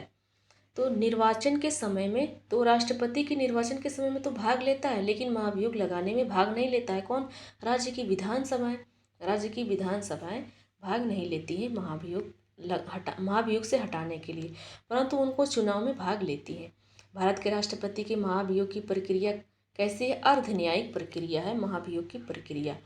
राष्ट्रपति का रिक्त स्थान भर लिया जाता है 6 महीने के अंदर। ये आर्टिकल 62 के सब क्लॉज 1 के अनुसार राष्ट्रपति की पदावधि की समाप्ति से हुई रिक्ति को भरने के लिए निर्वाचन या पदावधि की समाप्ति से पहले ही पूर्ण कर लिया जाता है। लेकिन आर्टिकल 62(2) में कहा गया है कि यदि राष्ट्रपति की मृत्यु हो जाती है या त्यागपत्र दे देता है राष्ट्रपति, तो उसका पद खाली हो जाएगा। तो इस स्थिति में 6 महीने के अंदर चुनाव कर लिया जाएगा। पदासीन राष्ट्रपति की पदावधि की समाप्ति से भिन्न किसी कारण से उत्पन्न होने वाली रिक्ति की दशा में रिक्ति भरने के लिए निर्वाचन आवश्यक हो जाना चाहिए 6 माह के अंदर। अगला क्वेश्चन है भारत में राष्ट्रपति की मृत्यु हो जाए या त्यागपत्र दे दिया जाए या महाभियोग द्वारा हटा दिया गया है, तो कितने समय के अंदर उनका खाली पद भरा जाएगा? 6 महीने के अंदर। जब राष्ट्रपति मृत्यु हो जाती है या त्यागपत्र दे देता है और इसके कारण उनका पद खाली हो जाता है, तो कर्तव्यों को नहीं निभा सकता है, अन्य कारणों से अपने कर्तव्यों को नहीं निभा सकता है, तो उपराष्ट्रपति कितने समय तक राष्ट्रपति के रूप में कार्य करता रहेगा? तो ये 6 महीने तक कार्य को करता रहेगा उपराष्ट्रपति। तो इसका आंसर क्या हो जाएगा? डी ऑप्शन राइट आंसर हो जाएगा। अगला है यदि मृत्यु या हो जाती है राष्ट्रपति की या त्यागपत्र दे दिया जाता है या हटा दिया जाता है महाभियोग द्वारा, तो उस पर राष्ट्रपति का पद खाली हो जाएगा, तो कार्यभार कौन संभालेगा? तो उपराष्ट्रपति संभालेगा। यदि उपराष्ट्रपति नहीं है तो सुप्रीम कोर्ट का मुख्य न्यायाधीश, यदि सुप्रीम कोर्ट का मुख्य न्यायाधीश भी नहीं है तो तो सुप्रीम कोर्ट का जो वरिष्ठ न्यायाधीश है, जो सबसे उम्र के न्यायाधीश है, वो संभालेंगे। यदि वो नहीं है तो फिर उनसे जो छोटे वाले हैं। यदि भारत के राष्ट्रपति का पद रिक्त हो जाए और कोई उपराष्ट्रपति भी ना हो तो कौन कार्यवाहक राष्ट्रपति बनेगा? सुप्रीम कोर्ट का मुख्य न्यायाधीश, सर्वोच्च न्यायालय का मुख्य न्यायाधीश। यदि राष्ट्रपति एवं उपराष्ट्रपति का पद खाली हो तो भारत के राष्ट्रपति के पद का कौन? यदि राष्ट्रपति और उपराष्ट्रपति दोनों का पद खाली हो जाए तब कौन संभालेगा? तो भारत का मुख्य न्यायाधीश पद को संभालेगा। भारत का मुख्य न्यायाधीश पद को संभालेगा। यदि भारत के में राष्ट्रपति एवं उपराष्ट्रपति का पद एक ही समय बिंदु पर खाली हो जाता है, एक ही समय राष्ट्रपति और उपराष्ट्रपति दोनों का पद खाली है, तो राष्ट्रपति पर अस्थायी तौर पर किसको नामांकित या अधिकारी धारण करेगा? तो सर्वोच्च न्यायालय का मुख्य न्यायाधीश इसको धारण करेगा। अपने कार्यकाल के दौरान भारत के राष्ट्रपति के विरुद्ध किसी भी न्यायालय में मुकदमा नहीं चलाया जा सकता है। अपने कार्यकाल के दौरान राष्ट्रपति के विरुद्ध किसी भी न्यायालय में मुकदमा नहीं चलाया जा सकता है। ये राष्ट्रपति का पद संविधान के ऊपर होता है। कारण क्या दिया गया? राष्ट्रपति का पद संविधान के ऊपर होता है, तो कारण भी गलत है, कारण भी इसका गलत है। आर्टिकल 52 के अनुसार एक राष्ट्रपति तो होगा, लेकिन इसमें क्या कहा गया है कि इसमें कहा गया है कि 53 के अनुसार संघ की कार्यपालिका शक्ति राष्ट्रपति के अंदर होगी, ठीक है, परंतु शासन व्यवस्था होने के कारण राष्ट्रपति मंत्रिपरिषद की सलाह पर कार्य करता है। अनुच्छेद 361 के 1 के तहत राष्ट्रपति या राज्यपाल को उनके द्वारा किए गए शासकीय कार्यों के लिए विधिक कार्यवाही से उन्मुक्ति प्राप्त है। आर्टिकल 361(2) के अनुसार अपने कार्यकाल के दौरान राष्ट्रपति या किसी राज्य के राज्यपाल के विरुद्ध किसी भी न्यायालय में आपराधिक दांडिक मुकदमा नहीं चलाया जा सकता। यदि वो राष्ट्रपति है या किसी राज्य का राज्यपाल है, किसी राज्य के राज्यपाल या राष्ट्रपति के प्रति आप मुकदमा चलाना चाहते हैं तो उस पर मुकदमा नहीं चलेगा। ये प्रावधान किया गया है। व्यक्तिगत हैसियत से किए गए कार्य के संबंध में उनके विरुद्ध अनुतोष का दावा करने वाला दीवानी या सिविल मुकदमा तत्संबंधी विस्तृत लिखित सूचना उन्हें या उनके कार्यकाल में देने के 2 माह पश्चात चलाया जा सकता है। यदि उनके द्वारा व्यक्तिगत हैसियत किया गया है तो दीवानी मुकदमा इन पर चलेगा, लेकिन उनके कार्यकाल में यदि आप मुकदमा करना चाहते हैं तो 2 माह पश्चात चलाया जाएगा ये मुकदमा। अगला क्वेश्चन है, नेक्स्ट क्वेश्चन है, भारतीय संविधान के निम्नलिखित में से किस एक संशोधन द्वारा राष्ट्रपति को कोई भी मामला मंत्रिपरिषद द्वारा पुनर्विचार किए जाने के लिए वापस भेजने का अधिकार दे दिया गया? तो ये 44वां संविधान संशोधन 1978 में हुआ था। इसमें कहा गया है कि राष्ट्रपति एक बार विधेयक को पुनर्विचार करने के लिए या संशोधन करने के लिए मंत्रिपरिषद को वापस कर देगा। अगला क्वेश्चन है, राष्ट्रपति लोकसभा को कब भंग कर सकता है? केंद्रीय मंत्रिमंडल की अनुशंसा पर राष्ट्रपति लोकसभा को भंग कर सकता है, जो केंद्र के मंत्रिमंडल है उनकी प्रशंसा पर। अगला है, भारत के राष्ट्रपति डैश की अनुशंसा पर, लोकसभा मंत्रिपरिषद की अनुशंसा पर। लोकसभा और राज्यसभा की संयुक्त अधिवेशन बैठक किसके द्वारा आहूत की जाती है? राष्ट्रपति के द्वारा बुलाई जाती है। नेक्स्ट क्वेश्चन है, ये आर्टिकल 108 में कहा गया है। अगला क्वेश्चन है, संयुक्त अधिवेशन अनुच्छेद 108 के अंतर्गत लोकसभा एवं राज्यसभा की संयुक्त बैठक कौन आहूत करता है? तो राष्ट्रपति करता है। भारतीय संसद का संयुक्त अधिवेशन कौन बुला सकता है? तो राष्ट्रपति बुला सकता है। अगला क्वेश्चन है, भारत के राष्ट्रपति से संबंधित निम्नलिखित कथनों में से कौन सा एक सही नहीं है? तो वह दोनों सदनों में चर्चा में भाग ले सकता है। संसद का एक संगठक भाग है, राइट है। वह दोनों सदनों में चर्चा में भाग नहीं ले सकता है, ये गलत है। प्रत्येक वर्ष दोनों सदनों की संयुक्त अधिवेशन बुला सकता है और किन्हीं परिस्थितियों में अध्यादेश लागू कर सकता है। हर वर्ष के पहले सत्र में वो दोनों सदनों को संबोधित करेगा, लेकिन दोनों सदनों में चर्चा में भाग नहीं लेगा, तो बी इसका आंसर गलत हो जाएगा। बताना है कि 2 ऑप्शन दिया गया है। राष्ट्रपति संसद का भाग है तो है, संसद के दोनों सदनों द्वारा पारित विधेयक बिना राष्ट्रपति की स्वीकृति के कानून नहीं बन सकता है, तो दोनों सही है फ्रेंड्स, ये दोनों ऑप्शन सही है। अगला क्वेश्चन है, एक विधेयक जो संसद में प्रस्तुत किया जाता है कौन सी क्रिया के बाद अधिनियम बन जाता है? जब राष्ट्रपति अपनी सहमति दे देता है तो वो अधिनियम बन जाता है। ये 111 में आर्टिकल 111 में कहा गया है कि विधेयकों पर राष्ट्रपति की अनुमति से संबंधित उपबंध है। एक विधेयक जो संसद में प्रस्तुत किया जाता है वह अधिनियम तभी बन पाता है जब राष्ट्रपति उस पर अपना हस्ताक्षर करता है। तो अगला है, भारत के राष्ट्रपति ने जिस एकमात्र मामले में अपना वीटो शक्ति का प्रयोग किया था तो वो है भारतीय डाकघर। भारतीय डाकघर ये विधेयक पर राष्ट्रपति ने वीटो पावर का प्रयोग किया था, भारतीय डाकघर संशोधन विधेयक पर। अगला क्वेश्चन है, तो ये कब हुआ था फ्रेंड्स? पेप्सू विनियोग विधेयक के मामले में 1954 में राष्ट्रपति डॉक्टर राजेंद्र प्रसाद ने आत्यंतिक वीटो का प्रयोग किया था, जबकि 1986 में राष्ट्रपति ज्ञानी जैल सिंह ने भारतीय डाकघर विधेयक पर पॉकेट वीटो का प्रयोग किया था। पॉकेट वीटो का प्रयोग किया था ज्ञानी जैल सिंह ने 1986 में और राष्ट्रपति डॉक्टर राजेंद्र प्रसाद ने 1954 में। पेप्सू विनियोग में डॉक्टर राजेंद्र प्रसाद और ज्ञानी जैल सिंह भारतीय डाकघर संशोधन विधेयक पर। अगला क्वेश्चन है, किस राष्ट्रपति ने एक शक्ति का प्रयोग किया था जिसे संवैधानिक शब्दावली में जेबी निषेधाधिकार कहा जाता है? वो है ज्ञानी जैल सिंह। जेबी निषेधाधिकार इसको कहा जाता है। तो 1986 में भारत के राष्ट्रपति ज्ञानी जैल सिंह ने भारतीय डाकघर संशोधन विधेयक के संबंध में जेबी निषेधाधिकार का प्रयोग किया था। उल्लेखनीय है कि राष्ट्रपति दोनों सदनों द्वारा पारित बिल को अपने पास असीमित समय सीमा के लिए लंबित रखा था, लंबे समय तक, अर्थात वह इस पर सहमति देने या सहमति रोकने की न तो घोषणा करता है और न ही इस पर पुनर्विचार के लिए लौटाता है। कुछ भी नहीं बोलते, अपने पास रख लेते हैं बस। तो इसे संवैधानिक शब्दावली में जेबी निषेधाधिकार पॉकेट वीटो कहा जाता है। अगला है, भारतीय संविधान के किस अनुच्छेद के अंतर्गत राष्ट्रपति संसद के दोनों सदनों द्वारा पारित किसी बिल पर अपनी स्वीकृति रोक सकते हैं या पुनर्विचार के लिए भेज सकते हैं? तो वह आर्टिकल 111। अगला क्वेश्चन है, जब कोई विधेयक संसद के दोनों सदनों द्वारा पारित कर दिया गया है तो निम्नलिखित किसको उस विधेयक पर अनुमति रोकने का अधिकार है? तो वो राष्ट्रपति को अधिकार है उस पर अनुमति रोकने का। अगला क्वेश्चन है, निम्नलिखित में से कौन सी राष्ट्रपति की स्वाविवेकी शक्तियां हैं? तो ऑप्शन दिया गया है, इसमें से बताना है कि राष्ट्रपति की स्वाविवेकी शक्तियां कौन कौन सी हैं।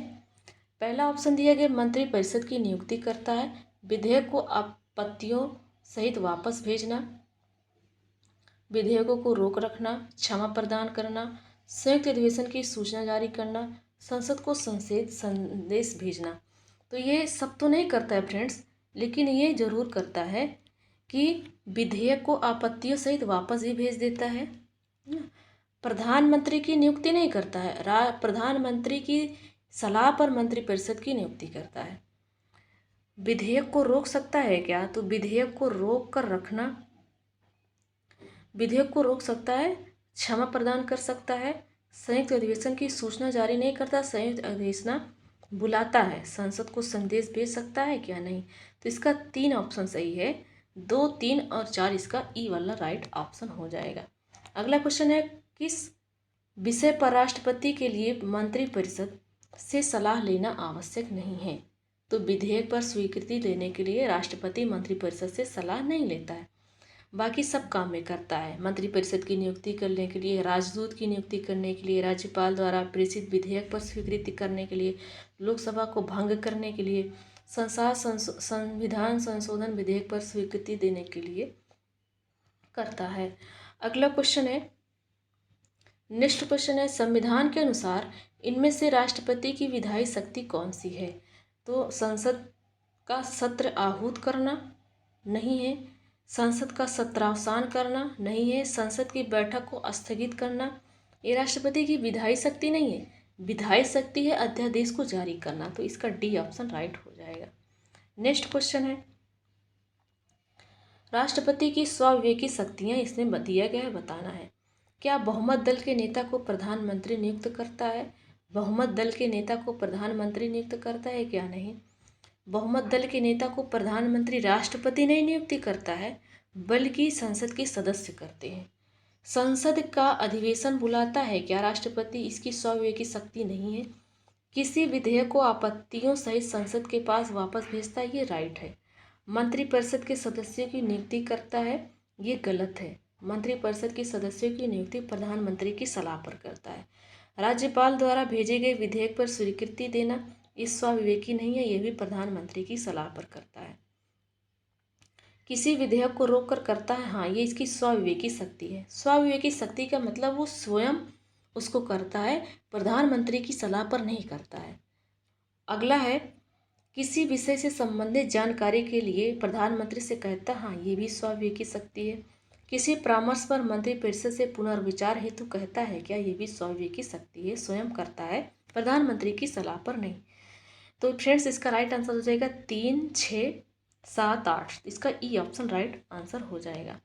चलिए अगला क्वेश्चन देखते हैं। नेक्स्ट क्वेश्चन है, जब केंद्रीय मंत्रिमंडल ने वर्ष 2002 में चुनावी सुधारों पर अध्यादेश में बिना किसी बदलाव से उसे राष्ट्रपति को वापस भेजा, तब राष्ट्रपति ने भारतीय संविधान के कौन से अनुच्छेद के अंतर्गत उसे अपनी सहमति दे दी।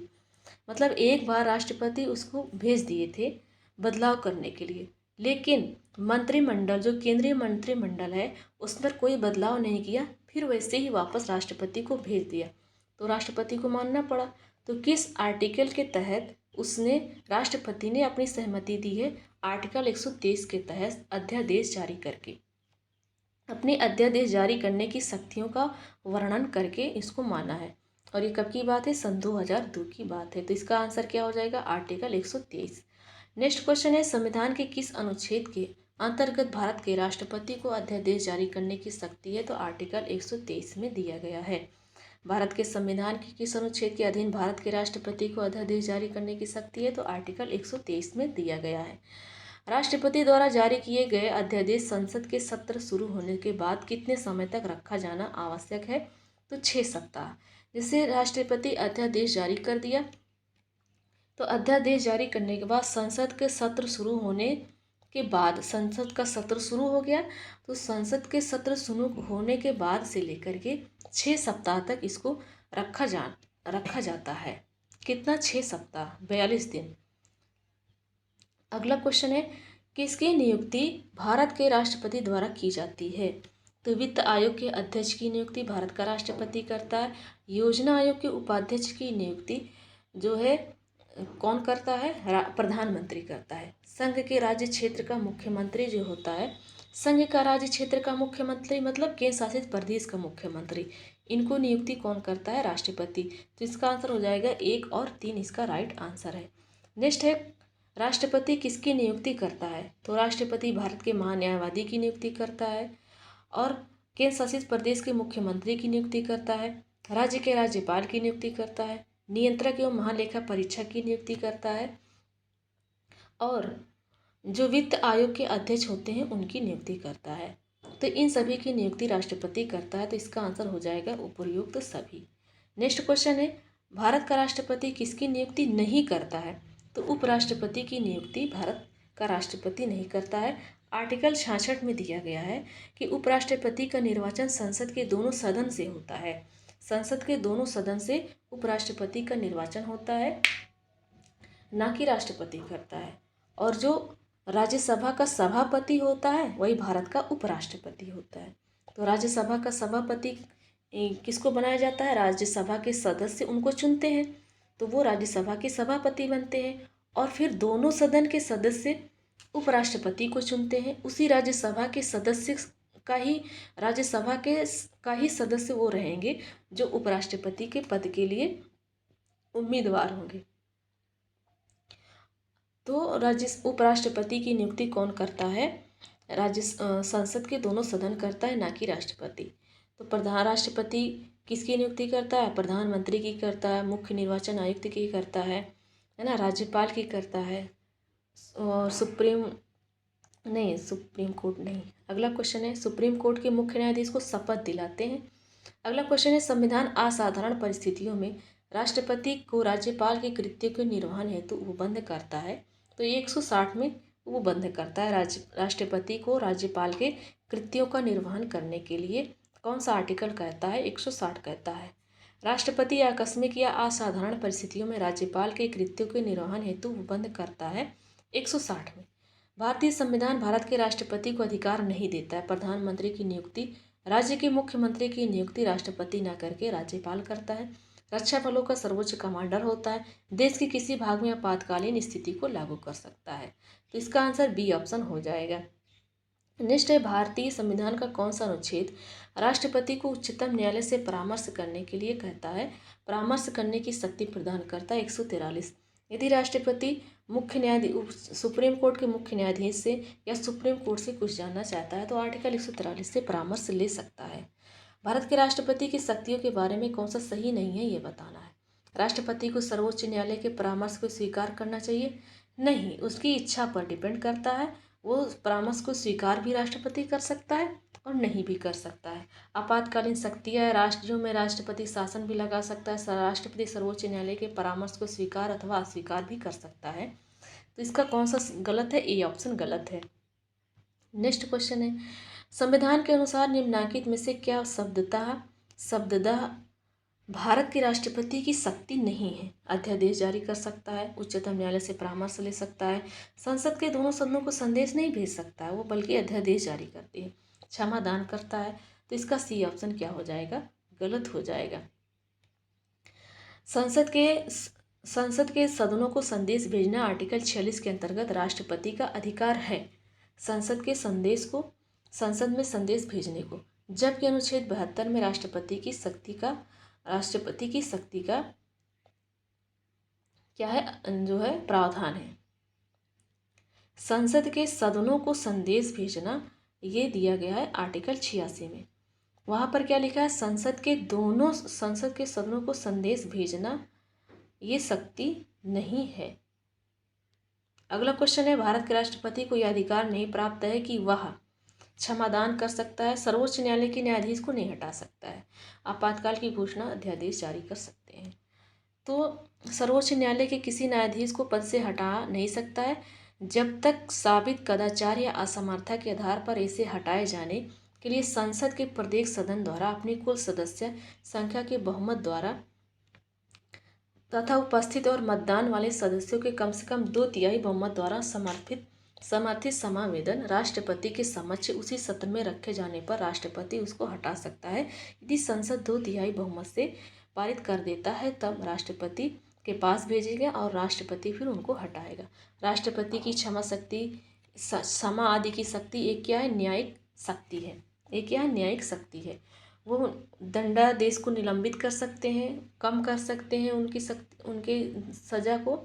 राष्ट्रपति की क्षमा प्रदान करने की शक्ति में क्या सम्मिलित नहीं है? क्षमा भी है, परिहार भी है और प्रविलंबन, निर्तनता, लघुकरण, विराम, रोक। तो कौन सा नहीं है ये बताना है। छोटा भी कर सकते हैं, विराम भी कर सकते हैं, रोक भी सकते हैं। तो इसका आंसर क्या हो जाएगा फ्रेंड्स? इसका आंसर हो जाएगा जो है 6वां और 7वां इसका आंसर हो जाएगा। तो राष्ट्रपति जो है दोषी ठहराए गए व्यक्ति के दंड को क्षमा कर सकते हैं, प्रविलंबन कर सकते हैं, विराम कर सकते हैं, परिहार कर सकते हैं, दंडादेश निलंबित कर सकते हैं, परिहार या छोटा लघुकरण भी कर सकते हैं। सेना न्यायालय द्वारा दोषी सिद्ध किए मामले भी इसमें शामिल है। अगला क्वेश्चन है, निम्नलिखित में से किस प्रकार के प्राधिकार भारत के राष्ट्रपति को प्राप्त है? तो वास्तविक और लोकप्रिय नहीं है, औपचारिक और विधिक है, राजनीतिक और नाम मात्र नहीं, संवैधानिक और नाम मात्र है। तो इसका 2 और चौथा आंसर राइट हो जाएगा। भारतीय संविधान के अनुसार भारत के राष्ट्रपति का यह कर्तव्य है कि वो किसको सदन के पटल पर रखवाएगा? तो संघ वित्त आयोग की सिफारिश को रखवाएगा, लोक लेखा समिति के प्रतिवेदन को नहीं रखवाएगा, नियंत्रक और महालेखा परीक्षक के प्रतिवेदन को रखवाएगा, राष्ट्रीय अनुसूचित जाति के आयोग के प्रतिवेदन को भी रखवाएगा। तो इसका आंसर हो जाएगा 1, 3 और 4। नेक्स्ट क्वेश्चन है, निम्न में से कौन सा संवैधानिक विशेषाधिकार राष्ट्रपति का नहीं है? तो साधारण बिल को पुनर्विचार हेतु लौटा सकता है, वित्तीय बिल को तो मानना पड़ेगा उनको एक भी बार नहीं लौटा सकते हैं। तो यही हो जाएगा, लोकसभा को भंग कर सकता है, प्रधानमंत्री की नियुक्ति कर सकते हैं। अगला है, किस भौगोलिक क्षेत्र को अनुसूचित घोषित करने का संवैधानिक अधिकार किसको प्राप्त है? तो राष्ट्रपति को प्राप्त है। संसद के लिए राष्ट्रपति का अभिभाषण कौन तैयार करता है? तो केंद्रीय मंत्रिमंडल करता है। राष्ट्रपति का अभिभाषण कौन तैयार करता है? केंद्रीय मंत्रिमंडल तैयार करता है। संसद के लिए राष्ट्रपति का अभिभाषण केंद्रीय मंत्रिमंडल तैयार करता है, क्योंकि वास्तविक कार्यपालिका शक्ति केंद्र मंत्रिमंडल में होती है। अगला है, भारत के प्रथम राष्ट्रपति राजेंद्र प्रसाद किस राज्य के थे? तो वो बिहार राज्य के थे। अगला क्वेश्चन है, इनका जन्म बिहार राज्य में 3 दिसंबर 1884 को हुआ है, बिहार के सीवान जिले में 1884 को, और इनकी 26 जनवरी 1950 से लेकर के 1962 तक ये भारत के राष्ट्रपति रहे हैं। स्वतंत्र भारत के प्रथम राष्ट्रपति कहाँ से थे? तो बिहार राज्य से थे। 2 अवधि के लिए भारत के राष्ट्रपति कौन थे? तो 2 अवधि के लिए लगातार डॉक्टर राजेंद्र प्रसाद भारत के जो है राष्ट्रपति बने। तो डॉक्टर राजेंद्र प्रसाद लगातार 3 अवधि तक हैं। 1950 से 52 है, फिर 1952 से 57 है, 1957 से फिर 62। 3 बार ये भारत के राष्ट्रपति रहे हैं, जिसमें से 26 जनवरी 1950 को वे संविधान सभा के अध्यक्ष होने के कारण भारत के राष्ट्रपति बने, तथा 1952 से 57 में वे क्रमशः प्रथम और दूसरी बार लगातार राष्ट्रपति निर्वाचित हुए हैं। तो कितनी बार? 2 बार राष्ट्रपति रह चुके हैं। भारत के चौथे राष्ट्रपति कौन है? तो श्री वी गिरी कौन है? भारत के चौथे राष्ट्रपति हैं। अगला क्वेश्चन है, दूसरे कौन है? Doctor S Radhakrishnan. अगला है, सर्वसम्मति से निर्वाचित भारत के राष्ट्रपति कौन थे? तो एन संजीव रेड्डी। एन संजीव रेड्डी सर्वसम्मति का मतलब होता है निर्विरोध, उनका विरोधी कोई नहीं था, तो निर्विरोध भारत के राष्ट्रपति कौन है? एन संजीव रेड्डी है। ये 1977 से 1982 तक इनका कार्यकाल रहा है। भारतीय राष्ट्रपति के सर्वसम्मति से चुने जाने का अभी तक एकमात्र उदाहरण किसको है? एन संजीव रेड्डी को है। तो इसका आंसर हो जाएगा एन संजीव रेड्डी, मतलब नीलम संजीव रेड्डी। तो इसका डी ऑप्शन राइट हो जाएगा। अगला क्वेश्चन है, सूची फर्स्ट को सूची सेकंड से सुमेलित करना है। बताना है कि एक तरफ राष्ट्रपति हैं और उनकी अवधि को बताना है। फखरुद्दीन अली अहमद 1974 में राष्ट्रपति बने थे। 1974 से 77 तक ये कार्यवाहक राष्ट्रपति थे। एन संजीव रेड्डी को अभी पढ़कर हम लोग आ रहे हैं कि 1977 में से 82 तक ये क्या थे? राष्ट्रपति थे। डॉक्टर जाकिर हुसैन 1967 से 69 थे, और वी गिरी 1969 से 74 थे। तो इसका आंसर हो जाएगा 2, 3, 4, 1। इसका राइट आंसर है। अगला है, कौन राष्ट्रपति होने से पूर्व भारत के उपराष्ट्रपति पद पर आसीन नहीं रहा है? तो देखो, डॉक्टर राधाकृष्णन क्या थे? पहले भारत के उपराष्ट्रपति थे, बाद में राष्ट्रपति बने। डॉक्टर जाकिर हुसैन भी पहले उपराष्ट्रपति थे। नीलम संजीव रेड्डी ये पहले क्या बने ही? ये उपराष्ट्रपति पद पर नहीं थे, ये निर्विरोध क्या बने थे? उपराष्ट्रपति के पद पर धारण किए थे। अगला क्वेश्चन है, आर वेंकट रमन भी पहले उपराष्ट्रपति थे। भारत के राष्ट्रपति में कौन दार्शनिक राजा अथवा दार्शनिक शासन के रूप में जाना जाता है? तो डॉक्टर राधाकृष्णन जो है ये राष्ट्रपति तो थे, लेकिन ये दार्शनिक राजा या दार्शनिक शासन के रूप में राष्ट्रपति जाने जाते थे, डॉक्टर एस राधाकृष्णन। अगला क्वेश्चन है, भारत के निम्नलिखित राष्ट्रपतियों में कौन ट्रेड यूनियन आंदोलन से संबंधित रखता है?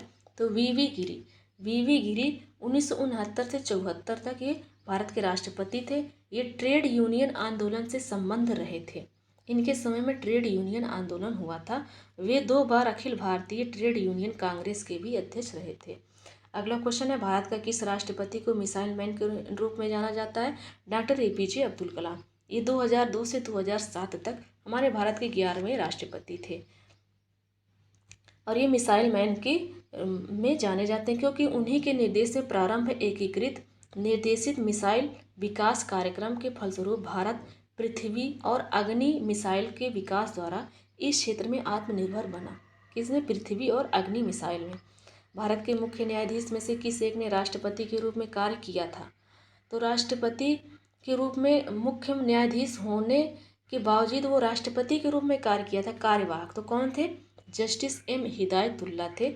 1969 से 20 जुलाई 1969 से 24 अगस्त 1969 तक एक राष्ट्रपति कार्यवाहक राष्ट्रपति थे। कौन असंगत है ये बताना है। तो राष्ट्रपति राजेंद्र प्रसाद थे, राधा कृष्णन भी थे क्या, राष्ट्रपति जाकिर हुसैन भी थे राष्ट्रपति, लेकिन जवाहरलाल नेहरू राष्ट्रपति नहीं थे, ये प्रधानमंत्री थे। तो यही इसका आंसर हो जाएगा। अगला क्वेश्चन है, नेक्स्ट क्वेश्चन है, श्रीमती प्रतिभा पाटिल भारतीय गणतंत्र के राष्ट्रपति के रूप में इनका क्रम से कितना नंबर है। तो प्रतिभा देवी पाटिल का क्रम से नंबर 12वां है। और 13वें पे कौन है, प्रणब मुखर्जी। 14वें पर कौन है, रामनाथ कोविंद। 15वें पे है द्रौपदी मुर्मू। अगला क्वेश्चन है, और प्रतिभा देवी सिंह पाटिल कब बनी है, 2007 में। 2007 में ये बनी है। 2007 तक तो APJ अब्दुल कलाम थे, और 2007 के बाद प्रतिभा देवी सिंह पाटिल बनी है राष्ट्रपति। अगला है, भारत के पूर्व राष्ट्रपतियों में कौन बिहार राज्यपाल का है। तो डॉक्टर बिहार राज्य का राज्यपाल रह चुका है। तो वो भारत के राष्ट्रपति थे, लेकिन वो पहले किसी राज्य के राज्यपाल थे, तो वो बिहार राज्य के राज्यपाल भी थे।